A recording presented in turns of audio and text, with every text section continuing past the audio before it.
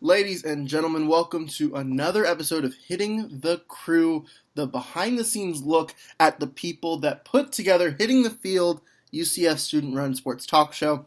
It's your host, Jeremy Brener, and today we've got a good one in store. We've got one of the brightest minds behind the camera and occasionally in front of the camera with us here today, Mr. Connor Dowd. Connor Dowd, finally hitting the crew with Connor Dowd. How you doing? I'm doing great. I'm super excited to be on finally. Everyone's been putting out some great content, so I hope I can do the same. Oh, I have no doubt that you will be doing the same for us today.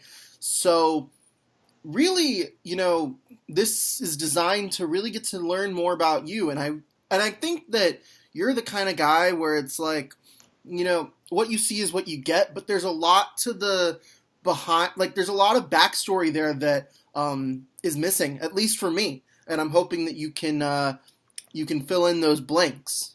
Yeah, of course. I grew up in Jacksonville, Florida. Went to Can I Palmington get a High School. Duval? Yeah, Can I get a Duval? Duval. Thank you, All thank you. day, all day.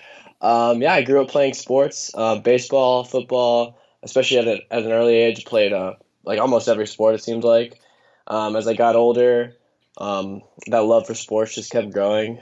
It's mostly the Jaguars. They're like my go-to team. I like Mecca the Yankees Nolans. as well. Yeah, a little hometown. Not doing too hot as of recently, but what can you do? And then in about eighth grade, high school, I started playing lacrosse, and I loved lacrosse. Played goalie and defense, so super fun being on the high school team and like trying to win games, playing other schools and stuff like that because I'd never really played travel before, travel like in a sense. And then about my junior year of high school, I stopped playing lacrosse. Found that I really like doing technical theater, Hmm. so I began working in plays, working in musicals. Found some like volunteer positions at local theaters and participated with the high school as well, and that was super fun. And it kind of sparked what I'm doing now and what I want to do. I started in college like wanting to get a film major, get a film degree, and then I realized that I want to do live because it's more exciting, it's more fun in my Hmm. opinion. There's no going back, there's no second take really.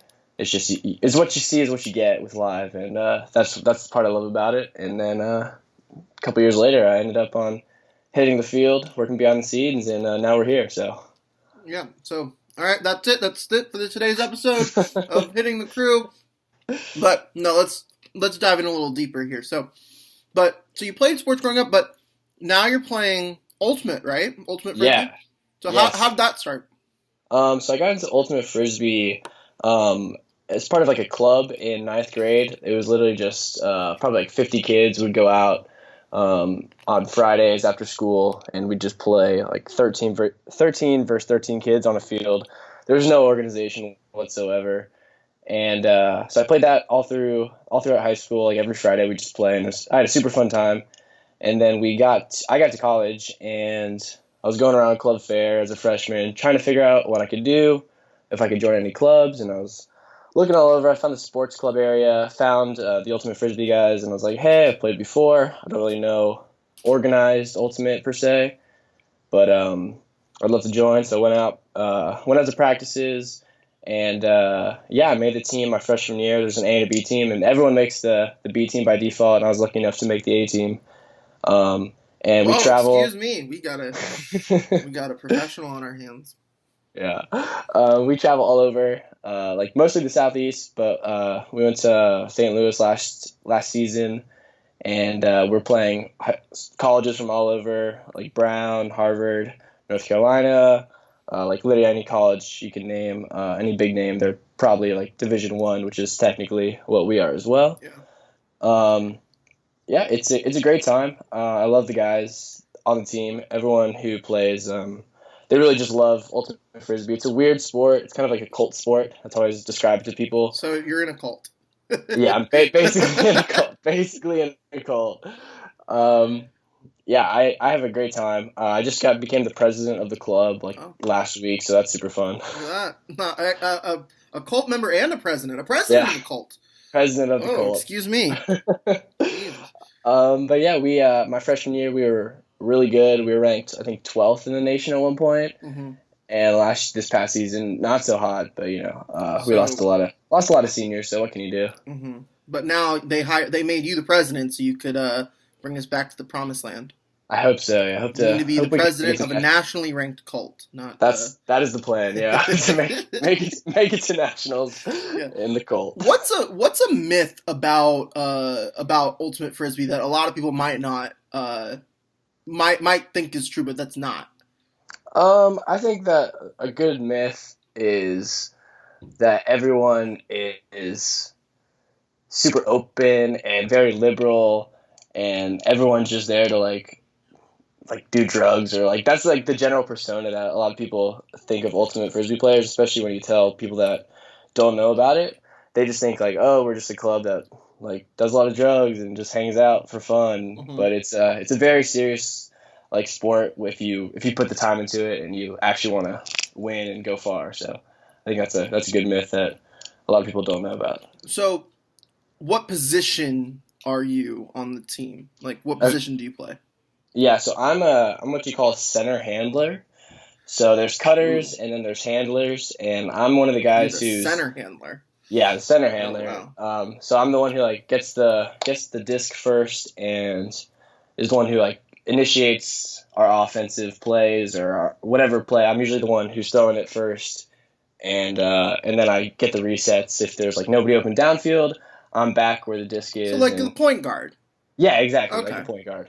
Yeah. Yeah. And so yeah, I basically the point guard. That's what I was this past season. And then I don't really play that much defense, but I'm mostly on the offensive side of things. So Hmm. I think it's more fun anyways because you get to score. Yeah, yeah, yeah. What is? I guess it could be ultimate frisbee. It could be anything. Like, what's your hero moment in your career? Like peak Connor Dowd sports career moment for you. Ooh, great question. I think that we were so back when I played lacrosse in eighth grade. We went to a tournament in Tallahassee, Hmm. and when lacrosse was first starting up for me, they've changed the rules since. But if you went to overtime and you were in a tournament, they don't really have time for a full overtime period. So what they do is called a Braveheart. So it's basically like a hockey shootout, Hmm. like a penalty shootout. It's a 1v1, and then it's still full field, and then there's goalies in each end. And my hero moment was probably I was the goalie for my team, and I probably made 6 or 7 saves when it's just 1v1, which is Yeah. pretty hard to do. Yeah. And so did Oh so yeah. did the other goalie. Yeah, it just kept going on that they had to sub out the two kids that were originally started because they got so tired they literally couldn't run anymore. But I remember we just kept making saves back and forth, and eventually we won. And it was a super fun game, super fun end, especially because we got the victory there. Look at you. That's pretty impressive, I'd Mm. say. I mean, so let's kind of move away from sports a little bit, and I want to just talk about your life, if you will. So what I usually do is I like to ask people. So you're from Jacksonville, but how did you grow up? Do you have siblings? What was life like for you growing up? So yeah, I am the middle child of 2 brothers. Mm. My older brother Ryan, my younger brother Jack. One of them, Shout out Jack and Ryan. Ryan. Yeah, Jack and Ryan. One of them, Ryan graduated from Florida. He's hoping to go to law school. Mazel tov, great. Yep, Jack is he plays lacrosse at D1 at Furman University, so All he's right. making a name for himself. And growing up, yeah, I was a middle child. It was fun. We fought a lot. I mean, we're brothers, so we were always outside in the street playing whatever sorts of games we could, or if we're inside, we were just basically wrestling all the time. And my mom hated it, but she eventually got used to it. Yeah. And yeah, at age 10, my parents got divorced, so that was definitely Hmm. a different point in my life from 10 on. So my dad moved out. He found a place not too far away, so it was definitely weird splitting time. Um, at different houses, you have 2 Christmases, you have 2 family gatherings, you have 2 different sides of the family that you're kind of cut off from one or the other if it's certain Hmm. holidays. So that was definitely a big part of my childhood growing up was the fact that my parents did get divorced, and I know it happens a lot to everyone. Yeah, it's like A lot of parents, 50% of marriages end in divorce. So it's like, yeah, yeah, exactly. So that was definitely a big influence on my childhood. Just navigating that sense of like who's not like whose side I'm gonna take, but like if I had to choose, what would I do?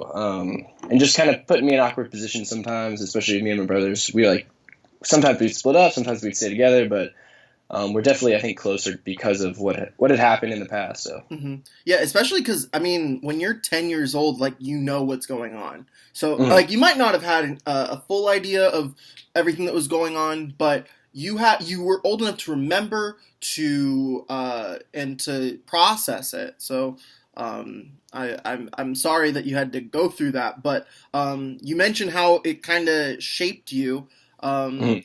and there's a sense like from what I get about you, and from the time that I've known you, and I've known you, I'd say what like 2 years now. So Yeah. like, that you're very calm, and you're calm under Mhm. pressure.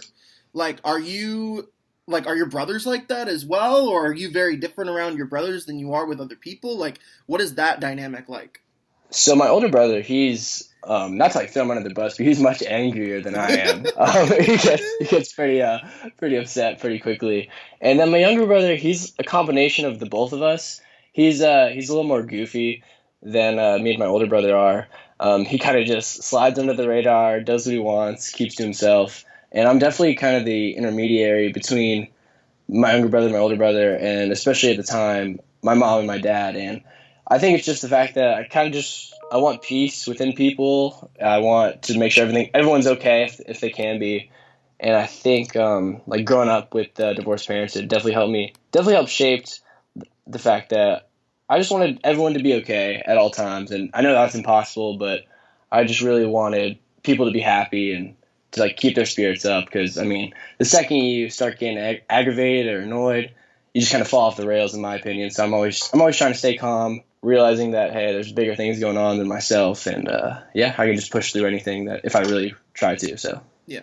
So, other than sports, so like were you, what else was in your view? You talked about tech theater. So, like, cuz that's very unique. I mean, I guess you could say not all sports people also do tech theater. I mean, I can't say that you're the first person that I've met that is has interest in both, but one of the very few. Can you talk about like maybe how your sports world translates to the tech theater world, and then putting on live TV shows like we do at Hitting the Field?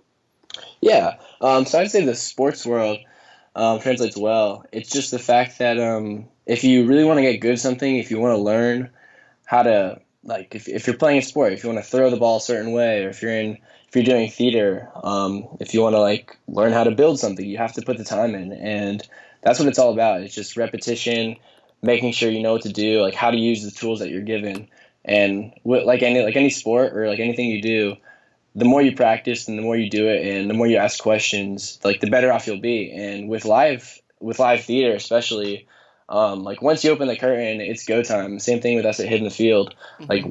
once we go live, and like yeah, mistakes happen, but you can't really do anything about them. So it's a fun experience that not many people get to experience or really realize when you're watching something. If you're watching like the Super Bowl, you don't really realize how much is going into that and how many mistakes are probably made. But the fact that it's live, it's more fun, and you get to continue to just move on with the show. And sometimes you have a great show, sometimes you have a really bad show. I mean, it's happened to everyone, Hmm. and it's learning from those mistakes and learning from what you've done wrong and just applying it to next show or the next musical you have. Yeah. So, I think when it comes to theater, because obviously, like, there are theater programs like all over the country, and I guess schools do it. They middle schools, high schools, and all that. For me, what it was with my school, because I was part of the theater program in middle school, was they had a theater program in middle school. They didn't have a tech program in middle school. That you had to really work your way up to get to high school to get to like that tech world. So, how did you get into that world per se? Yeah, yeah. So I had two good friends named Dylan and Felipe, and Dylan and Felipe. shout out Dylan and Felipe. And one day I was like, hey, I would love to just get. I don't really want to be on the stage as much. I ended up doing that a little bit, but I wanted to be behind the scenes. And they're like, yeah, definitely just come. We build things. We're going to start building the set at 7:15 in the morning. And school started at 9:15 for us. And so Oh, they would literally get there 2 hours early and just start building the set wait, your high school because started at 9:15? 9:15 to Oh, 3:45. Yeah, that was the you day. lucky son of a gun. Yeah, it was great. But yeah, and then so I just started going with them. I'd wake up at 6 and get to school at 7:15, and we'd just start building set. And my friend Dylan, who was like the first one there, he has actually gone into technical theater, so like he's taught me a lot about just lighting and like woodworking and whether it be like using a power saw or using a drill, like how to do it, what's the technique, and that's kind of how I got into it. They're like, you don't have to come if you don't want to, but if you do, you're going to learn a lot. And I really wanted to just get into it, get into how much I could learn. And so I started going every day for probably 3 months to build the set of whatever Wow. show we were doing. And it was a lot of fun. I learned a lot, and some of my best friends are from that experience. So What year of school was that for you? that was my junior year. Okay. So what Yeah. what show was that you guys were putting on? I believe it was Guys and Dolls, the musical. Okay, yeah. My school did a Guys and Dolls production. I believe it's my freshman year, something like that. I Yeah. don't remember. I remember there being a production of Guys and Dolls, but that's besides the point.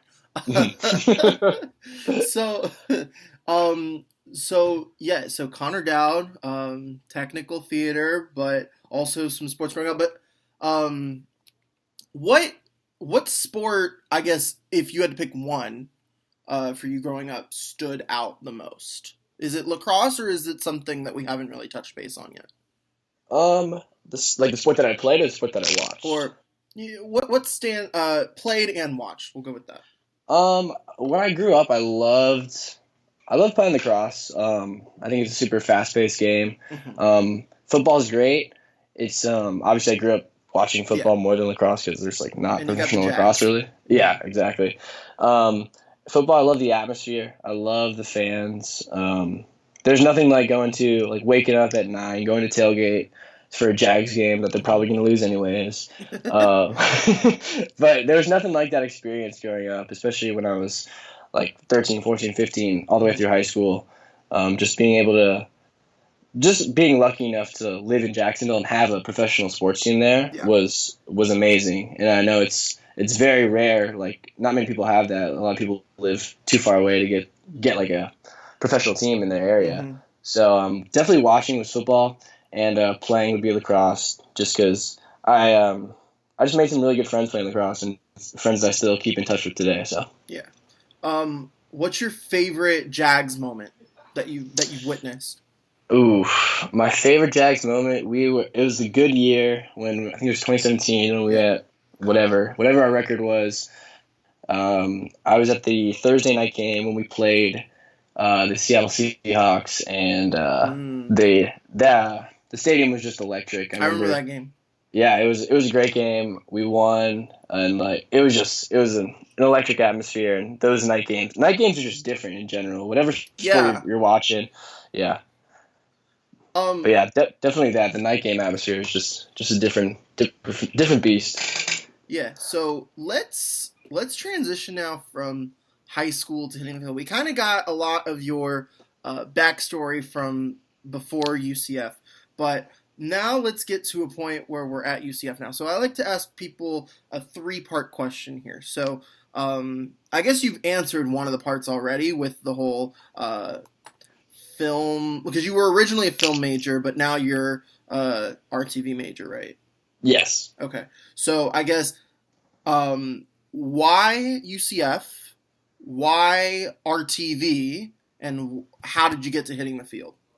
So Yeah. Okay. yeah. So, YECF is I applied to a lot of out of state schools and Hmm. some in state as well. I actually got waitlisted by a ton of schools, which was a big bummer at the time. But Yeah. now I'm looking back, I'm like, it doesn't even matter. Hmm. So my final options were Clemson, UF, and UCF, and Mm. I was just looking at it financially. And so Clemson was just ruled out for me just because I was like, I don't really want to spend all that money to go to a big school and I could just stay in state and Right. basically go for free. So that's super convenient. And Hmm. then it was between UF and UCF, and I toured UF. I didn't like the Gainesville area that much. And then I came to UCF, and I really liked the campus.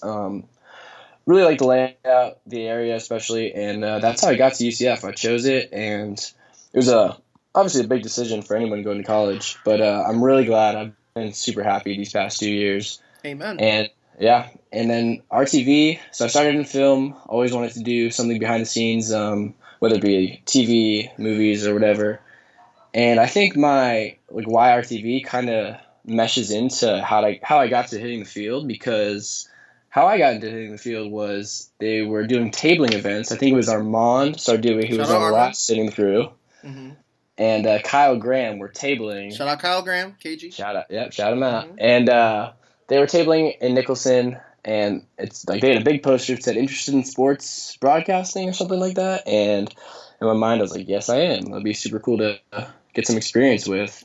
And walked up to them, started talking to them. They're like, come to the meeting on Friday. We have a show Monday. And it worked out with my schedule where I didn't have anything overlapping with the show, which I think is a big part of why I am still here, is because I had that time and had the opportunity. Mm-hmm. And then after the first couple shows, I got really into it. I wanted to continue to learn, and that's when I was like, this is what I want to do for my major. I want to be in radio, television production, and I think that's how the two kind of mesh together well, is the fact that I kind of found what I wanted to do in college with hitting the field. Yeah. And that's why we exist, y'all. For people like you is so that they can get some hands-on experience and really direct where their passions lie. So I'm glad that hitting the field has been that for you. What is your favorite moment on hitting the field? It can be something that's off camera, on camera, in the studio, out of the studio. Totally up to you where you want to go with this. I'm going to give you two. I'm going to give you a good one and a bad one. Okay. A bad one. Ooh. The bad one didn't involve me, but I'll start with the good one. I think it was probably the Black History Month special that we did this past season. That was definitely one of my favorite episodes I think we've ever done. I thought it was everyone did a great job. The talent did a great job. After I think a couple people came up to me and they're like, hey, really good job directing. And it's just that camaraderie that you get with hitting the field, and people see the amount of work that everyone puts in, and they're really appreciative, and everything just comes together. And for the first time as a director, that's what I felt. I felt everything really came together, and that show was just something special. Because just the context of it and the everything it means to the Black History Month, and I'm glad we were able to do an episode like that. So I think that's definitely one of my top moments, is just everything coming together perfectly, and we delivered a really good show. It was a really good show. If you want to watch the Black History Month episode, go check out our YouTube channel. Yeah, I had to do that right there, and it's right in the middle of the episode. It's perfect. So of course. If you're go check it out on our YouTube channel. But yes, that was a great episode. That was probably one of my favorite episodes too, just because everything that episode kind of came together perfectly. It was it was honestly, yeah, it was very cohesive all the way around. We put out a good product on that camera, and I think that's part of it too. Is we were so passionate about what we were putting in front of the camera that on the off camera, I remember that day, you and I, we had we were clicking that day. Yeah. And it's a real shame, because it's a real shame about what's going on with COVID and all that, because it robbed us of a couple of shows down the stretch, but we could have done some real good stuff with it too. So, but I'm glad that we at least have episodes like that from this past season that we can look back on and we can say, yeah, that was a really good time for us. But you got some bad news now for me, so I guess you just gotta lay it on me. Yeah, you're right though. I wish we could get back in the studio and just keep producing episodes. Wait, this is probably gonna be Jeremy said something, or Jeremy did something, or no, this has nothing to do with me. Okay, you're off the hook. But I know it's a weird favorite to have, but when a guy named John. I'm not gonna say his last name, Okay. but he stormed out in the middle of an episode and took his mic with him, and he got really mad because he didn't get the answer right Yes. on a game show that means nothing. And I was just so in shock at the time, and then after I look back and I just kind of laugh because I just think it's hilarious. In hindsight, it is kind of funny because at the end of the day, like, as much as hitting the field, like, we really do put pride in what we do, and we really do treat it like it is a real world thing. At the end of the day, it's like we just put on a game show for 10 viewers or whatever. And this guy just ran out. But what I remember most about that episode in that moment was you chased the guy. And I was like, what? So you chased him. Yes, I chased him because he still had his mic on, and we needed the mic for the next segment. And I was like, "Hey, give me your mic, give me your mic." Kept walking. He finally gave it to me. We exchanged some words, and he was just upset with how the show was going. So I got his mic back. But yeah, you're right. Like it's for 20 people at the most, like in the moment, and there's probably less viewers than there were people in the studio. Yeah, exactly. But we still, but even then, that's not why we do this, though. We do this, and yes, maybe we do put it on our reels so that we can, put it out there and, hopefully, get an employer to want us part of their team. But, yeah, I remember that day. That was a very, interesting day. I didn't know that you two exchanged words. That's new to me. There's that moment in that day. There are details that I remember that I'm being told weeks, months after it happens. I had no idea about because there was so much going on that day. But yeah. Interesting. I'll have to ask later about that more. But yeah, it was nothing bad. He told me how upset he was, and I said I couldn't really do anything about that. And some other words were said, but not gonna say them on the podcast. Fair enough. All right, so let's. I wanna kind of change directions, and I usually use this as a way to change directions. Let's play a game. All right. Okay. I'm gonna ask you a bunch of your favorite things, and it's just rapid fire. Just no need for explanation. Maybe I'll ask you for an explanation, and you'll just have to give it to me. All right. Sounds good. Good. All right. Favorite color. Blue. Favorite food. Chicken. Favorite restaurant. Chipotle. I was about to get Chipotle earlier. Ooh. What's your Chipotle order? I get a chicken bowl, extra brown rice. Okay. No beans. I get lettuce, cheese, and medium hot sauce. That's basically mine, except without the lettuce and without the medium sauce. And with a little more rice, and it's actually very different. Very different. But nonetheless, shout out to Chipotle. Where was I? Favorite number? 21. Why? Frank Gore was my favorite player growing up. Frank Gore. I'm also a 49ers fan. Yeah. 49ers fan. That's right, you are a Niners fan. Well, yeah, exactly. Okay, Niners or Jags? Why? Jags. Just because of the hometown team, but I grew up a diehard 49ers fan because my father was. Okay. And he grew up in upstate New York, and they only had 3 channels or whatever. Like he lives his dad lives on a farm, and his nearest neighbor is 2 miles away. Oh wow! So he's social distancing. He's been social distancing. He was social distancing before it was cool. Exactly. But they only got, I think, 3 or 4 channels when he was growing up, and NBC was one of them, and they used to play all the Notre Dame games, and Joe Montana went to Notre Dame, and my dad, once he got drafted by the 49ers, my dad was like, oh, I'm just going to be a 49ers fan because I grew up watching Joe Montana, and so he's been a 49er fan ever since, and so have I been. So. That's true, I do. So if the Niners and the Jags ever meet in the Super Bowl one day, what do you do? I hope it's a good game, but I'm rooting for the Jags to win because I want to be a part of a parade one day. There you go. You stand your ground in Duval County. So, okay, that's fair. Yeah. So you talk about your dad. Now that so growing up with your dad, you would watch Niners games. How much of sports was part of your relationship with him? Literally everything was sports with him. Interesting. All right, Yeah. let's talk more about it. And so I think that basically, like when we were growing up, we'd watch sports every day. He was the one who was like my baseball coach growing up, our football coach. So he was very heavily involved. And then he'd always just take, not that it was the best thing for a child, definitely like thinking back, I'm like, what? But he would always take us to like this one bar, and we'd literally just spend hours there.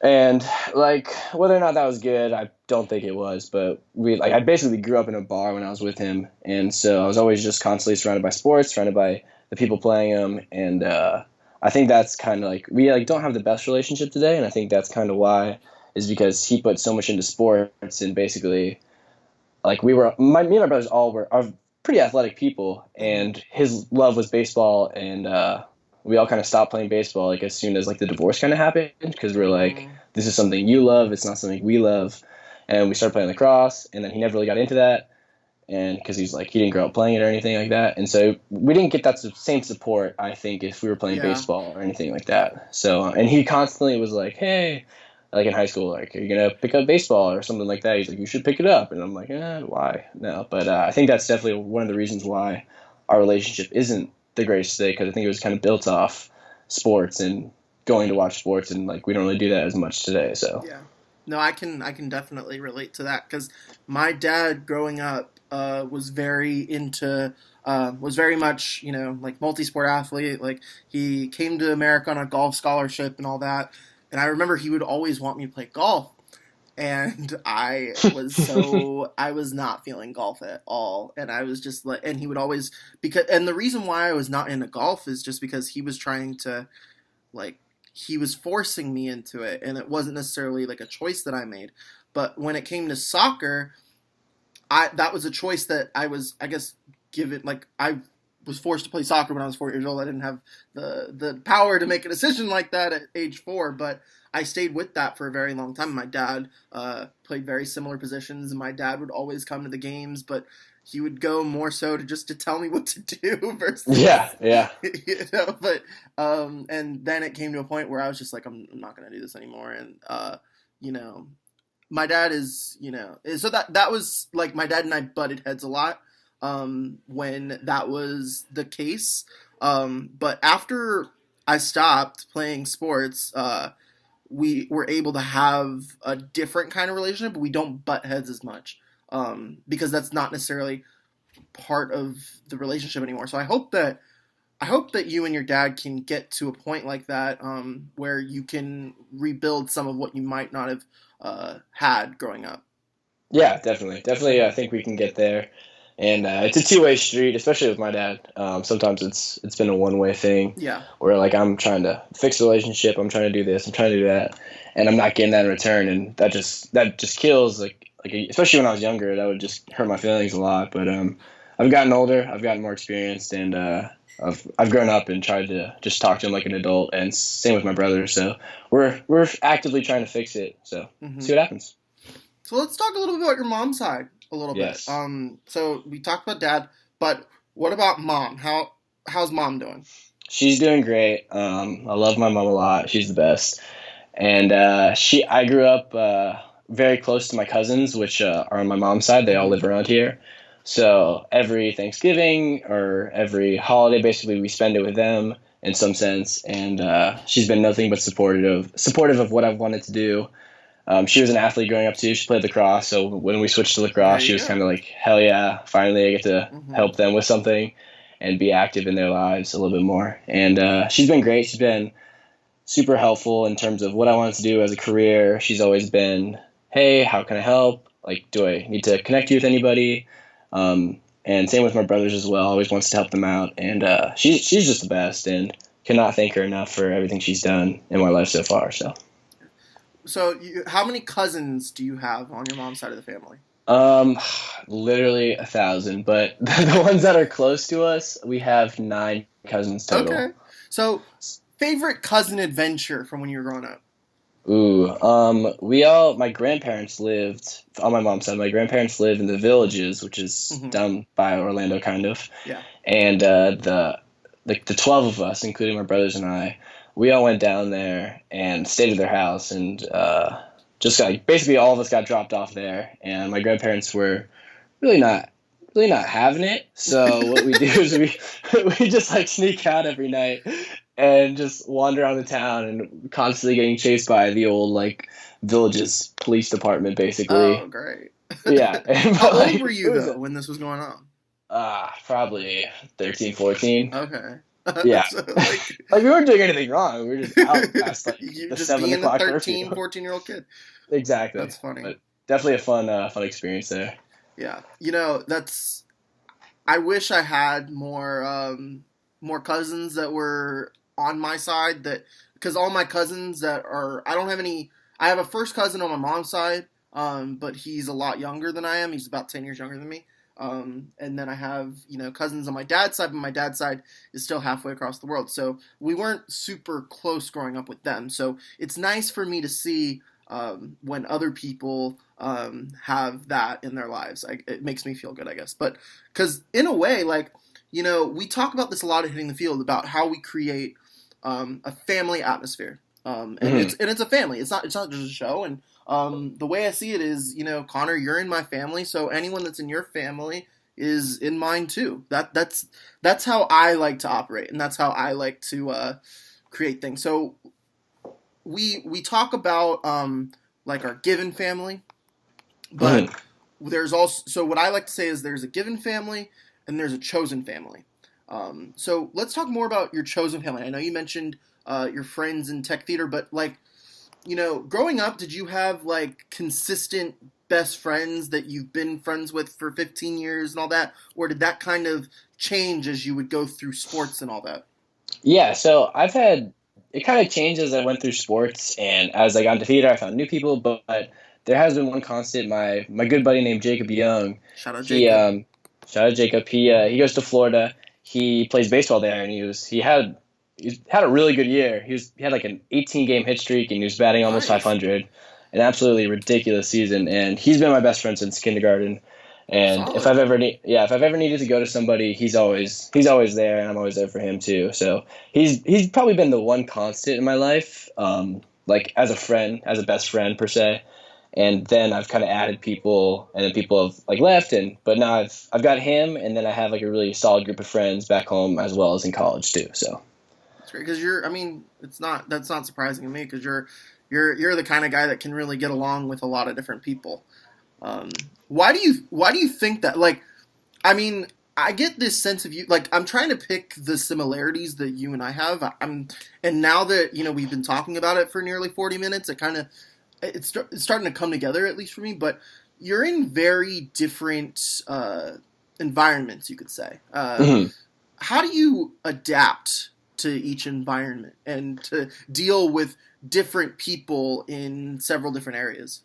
Yeah, so I think the biggest thing that I try to like look for in different groups of people, whether it be like frisbee or hitting the field, is that everyone's got a different personality. Everyone comes from a different place, as you said, and I think the best thing you can do is just try to be like relax with them. Try not to get too upset because you have no idea what they have going on.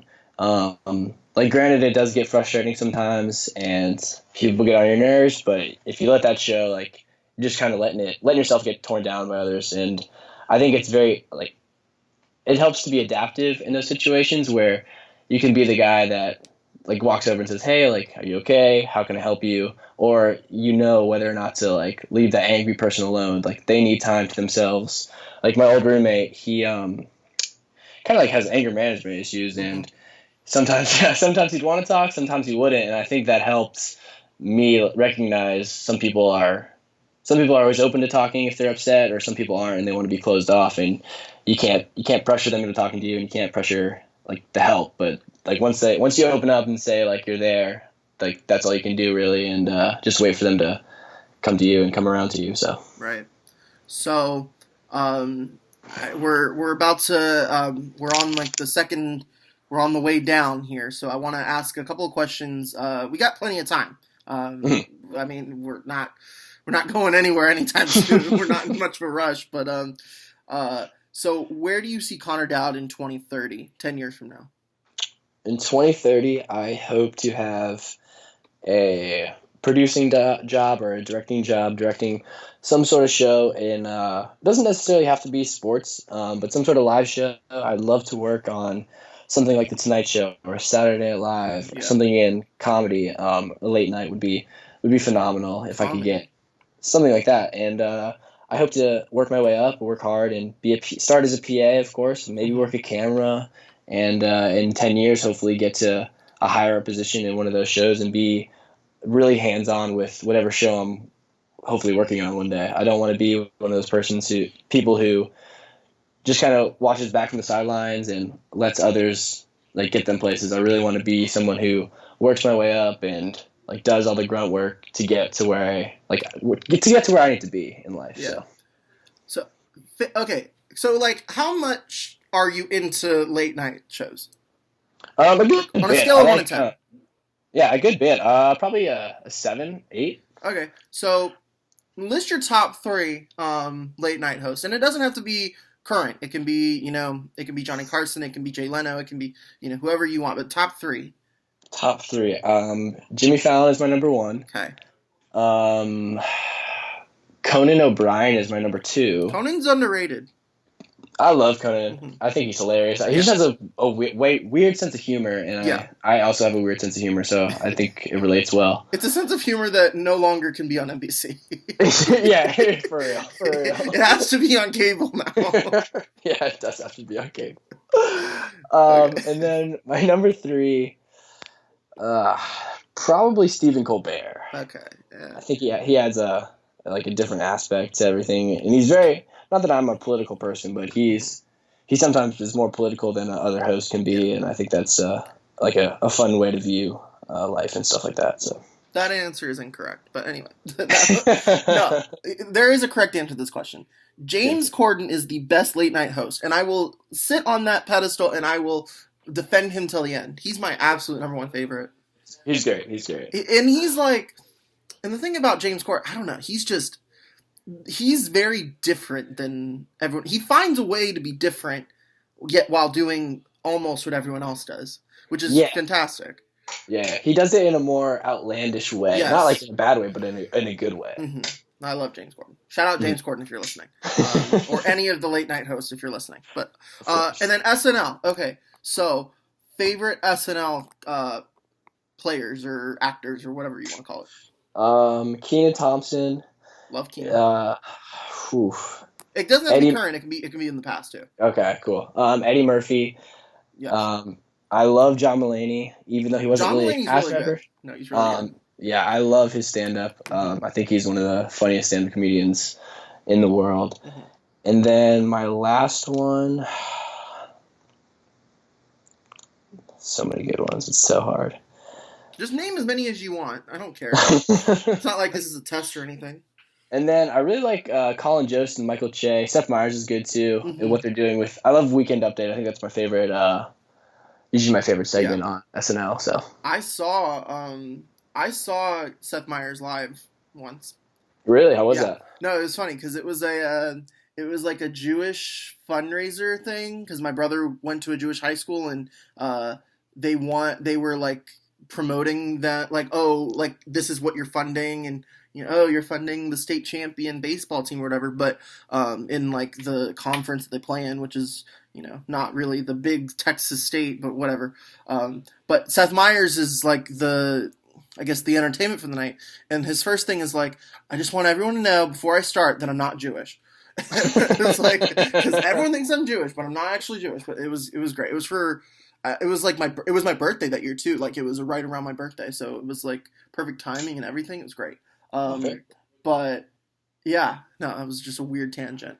But last question before we sign off. So usually what I like to do, and I've kind of alluded to this question already, and you've probably already answered it, but again, going back to the family aspect, choose someone in your family, in your given family, and your chosen family, And it can be people that we've already mentioned. It can be people that we haven't mentioned already, that have really helped pave the way for you to be here right now. Ooh, good question. Someone that's definitely in my given family is my mother, Shout out, and Mom. I'm also gonna say my grandfather as well Shout on out, my mom's Grandpa. side. Yeah, because they've just been really supportive with everything I've wanted to do, and they're like when I got into ultimate frisbee, my grandfather was the first one. He's like, "How can I come do a game? How can I come watch?" That's And awesome. he's always wanted to be there, even though he's getting up there in age. He still wants to Hmm. come and visit and come see how like what I'm up to, and he always wants to hear about it. So he's been super supportive in that sense. And my mom, as I talked about earlier, has just been great and so helpful in terms of getting me to where I want to be today. And somebody in my chosen family is probably one of my good friends named Matt Gibson. Shout out, Matt. Yep, he goes to Berkeley out in California, Oh, and Berkeley. yeah, he's somebody I met junior Smart year of friend. high school Hmm. through theater, and he's become one of my best friends ever since that. And we're always talking about like what we want to do in the future, how we can get there. He's into film and film management, so already made a name for himself. He's doing great, and he's just been really supportive. He's always been open to talking about my relationships with my parents, my relationships in life, and he's been someone that's just said, "Hey, like you got to be you. Don't let other people hold you down. Don't let yourself hold you down. Just keep growing, keep getting better." So he's been very helpful in that sense. Yeah, we love that. And the reason why I asked that question is because that is that's what hitting the field is. It's a chosen family. Mm. And Connor, I choose you as my family for being part of hitting the field. And it's a shame that this being my last semester is kind of how it ends for me. But knowing that people like you are still going to continue the legacy of it, and who think very similarly along the lines uh, of me and the people that began hitting the field 10 seasons ago, really makes me it makes me feel good knowing that I'm passing the torch to people like you who are going to continue to do great things with the show. I credit a lot of our growth from this semester to you. What you've done with our graphics, what you've done directing wise, what you've done just all around behind the scenes. I tell people this every week. I say, I don't know what we're gonna have to do to get Connor to do less work and just enjoy being with the crew. But that's a testament to how much you care about the show, and I can't thank you enough for that. I want you to know that personally, and I want you also to know that no matter what, that we're family and brothers for life, and I can't wait to see what you're gonna do. And if you ever need anything from me, I'm only a text or a Zoom call or whatever we're gonna be doing nowadays away. So thank you so much. Yeah, thank you. I really Yeah. appreciate it. And I know this is your last semester, and you're continuing to be there and support, still get shows up, and that means a lot to a lot of younger people. And it's great to see that you're still doing these podcasts, even though you don't have to. You don't have to keep trying to get shows up and organizing things, but you're still doing that. And I know I appreciate that a whole lot, and just to keep in touch and make sure the group stays alive, especially during this downtime that we have, is something awesome. And I just want to thank you for everything that you've taught me, you've given me, and you've continued to like let me grow as a person and as somebody who works really hard. And I really appreciate that. Appreciate all, of course. But no, I actually have to do this show. It's part of my contract that is somewhere.